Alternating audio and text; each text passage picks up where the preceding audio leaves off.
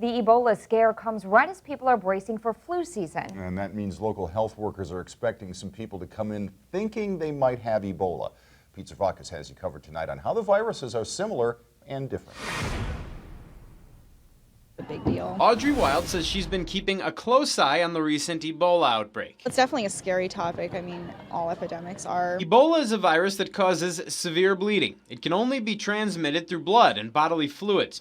Symptoms can take up to 3 weeks to appear. People are exposed every day to colds and flu viruses. That's what they're going to, the symptoms that they're going to present with a fever, chills, body aches. Nurse Julie Hitt says those sick with Ebola will see almost identical symptoms in the early stages of the virus.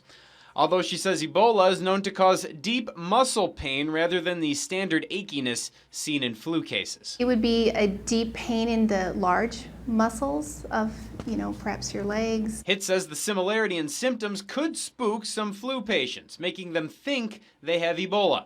But she says, don't panic. The general person is not going to have exposure to blood and body fluids of someone who had been from a country that has an epidemic. So if you have any symptoms associated with Ebola or the flu, see a doctor.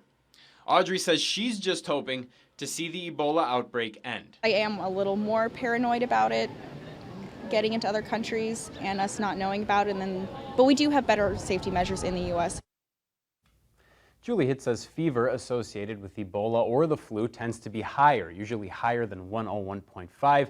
And she says while Ebola gets all the headlines, she says that up to 40,000 people actually will die in the U.S.